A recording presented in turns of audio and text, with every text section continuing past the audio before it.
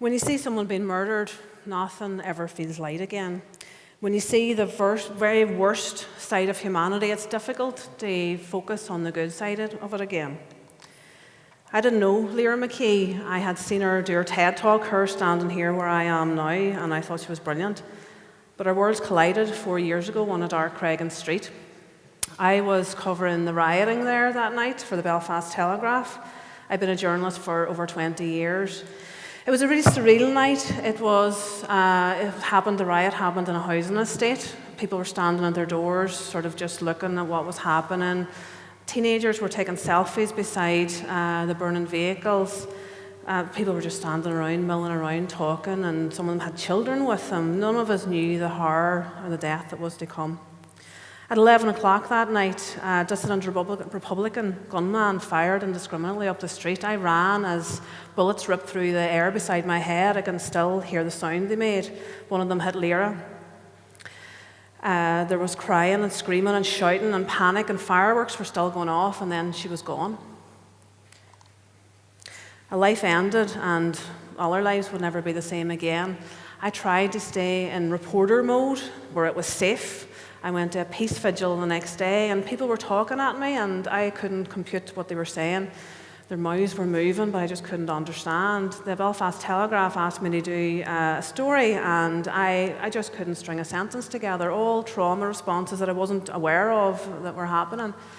I was up at the scene again with my Al Jazeera TV crew, and my mouth was working independently from my brain. It was as if I was having an out-of-body experience. I was at the funeral. I just felt hollow and numb, and that stayed for a long time. I couldn't eat, I couldn't sleep. I tried to be normal, but you can't be normal after something like that happens. Then the harassment started. So conspiracy theorists from around the world, they latched onto this tragedy, as they often do, and I was a well-established journalist at this stage, and they saw that I had interviewed Nancy Pelosi that morning and that I was standing beside Leora that night. And they put videos together for their hundreds of thousands of followers and viewers, saying that I was in the Illuminati and that I had had Leora murdered as a sacrifice to Nancy Pelosi. It was completely insane stuff.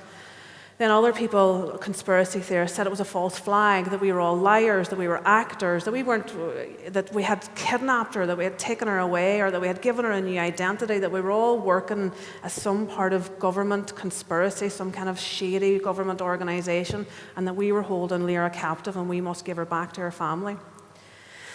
So those people found me on social media. There was a tsunami of harassment. There was calls for me to be arrested, calls for me to be hunted down, hounded out of my city, for me to have my throat slit, for me to be shot like I shot Leora, for my children to be hurt, to teach me a lesson, to give me a taste of my own medicine because of what I was doing to the McKee family. I thought nobody's going to believe this stuff, but they did, and there are thousands, and the videos were shared thousands and thousands of times, and people were commenting on it. Then local people connected to dissident Republicans joined into the action as well, in this kind of sport of harassing me and intimidating me.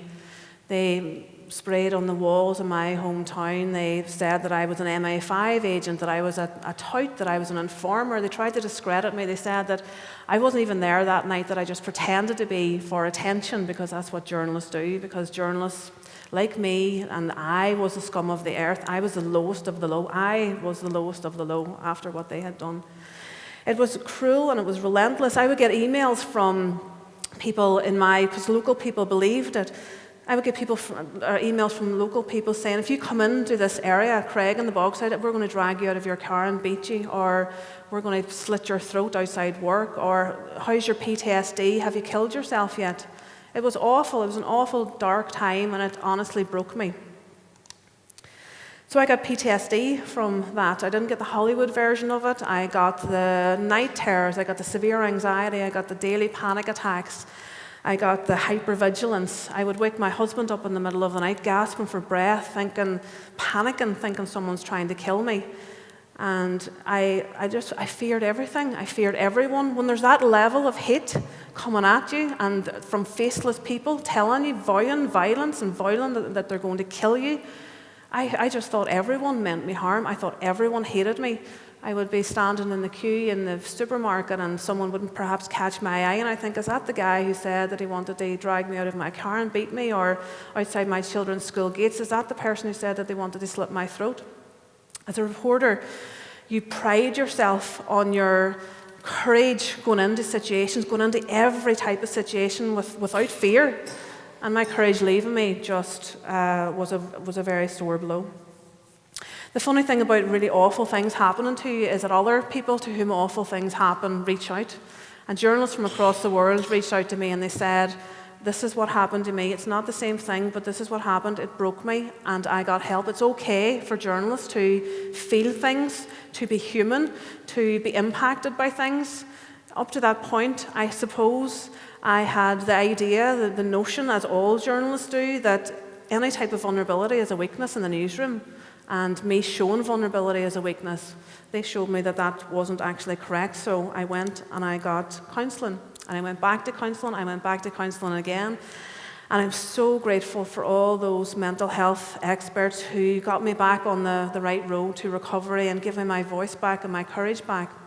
But it was during that whole process that I realised it wasn't just the one incident that tipped me over the edge. It was a whole culmination of tragic stories and traumatic things that I covered as a journalist in the newsroom that went on totally unprocessed. You see, the newsroom is a very macho environment. It's a place where we talk about our journalists with language such as tough, hard-nosed, strong, resilient, brave, courageous. We send them into these situations that revolve around the very worst things that can happen to human beings. People being murdered, people losing family members in awful tragedies, women being murdered in their homes, awful, awful things happening. And we expect them to gather every single snippet of information about that, every minute detail to feed the news machine, the 24-hour news machine. And we expect them to come out of those situations completely unscathed and undamaged, as if they're not proper human beings, as if they're not capable of human reaction to trauma. That's not healthy, it's not realistic, and that's what I want to change. In the middle of the night when I couldn't sleep, when the nightmares were taking my sleep, I vowed this is not going to be for nothing.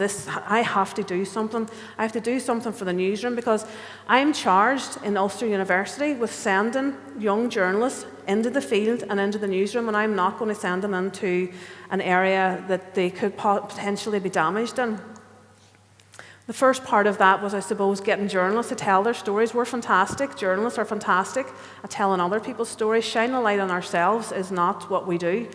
So gathering together a whole host of journalists, including David Blevins, to tell their stories, to tell us about the stories that they broke and that broke them. So in this book, myself and Chris Lindsay gathered together these people who talked about war zones, they talked about COVID wars, they talked about murder trials, or just the ordinary stories that broke them, that impacted on them. It left them at the side of the road crying, it left them almost trying to kill themselves. And it's made a huge impact. You see, I don't think that people outside the newsroom understand the challenges that journalists face. Do you know that feeling you get when you read a story in the paper and perhaps it's an awful story about a child being murdered or a woman being brutally attacked in her home or some awful tragedy befalling someone, and you're reading it and it's almost like a Brillo pad to your soul. You can barely read any further. It leaves you with this raw, gnawing feeling of helplessness, and you can't look, or you turn the page or you flick over the channel. It's just too much to bear. So journalists can't do that. They can't turn the page or turn the channel. They have to go headlong into that situation and gather every single piece of information about it. They have to sit with the bereaved and the bereft. They have to absorb all the grief and the anguish and the terror and the horror and everything that revolves around that. They have to compute that and put it into a story. Then they have to come out of that situation and go back into a newsroom, which is frankly an unforgiving environment. It's an environment where there's shame held in being impacted by something, struggling with something. There's not enough support there. And it's not realistic to think that journalists are not human beings and they won't suffer with seeing some of these things. Newsrooms are broken. Newsrooms are dysfunctional places. They revolve around adrenaline and deadlines. And our journalists are struggling. I know because they tell me, because I have put my head above the parapet on this and said, listen, journalists can struggle with things. Journalists are human beings. We will be impacted by things. It's okay. Let's put stuff in place to support them. And that's why I'm here. I want to do that. When you see someone being murdered, nothing ever feels light again. When you see the very worst side of humanity, it's very difficult to see the good side of it again, but it's not impossible. Sometimes, and I suppose you can adapt this to the Northern Ireland issue, we have to take the darkness of the night and fight it with every single thing that we have to get to the light. Every wound and scar that we have is reason enough to tell the world with hope and help and determination and grit and resilience and courage we can rise from anything. I say yes to exposing my vulnerabilities in order to help people who are coming along behind me. I say yes to healing. I say no to holding any shame whatsoever and ever being broken. I say yes to taking my experiences, no matter how hard or how tough or how brutal they were, and finding the light in that somewhere and using that light as fuel to help the newsrooms. Because it's in the broken places that the light shines through. Thank you.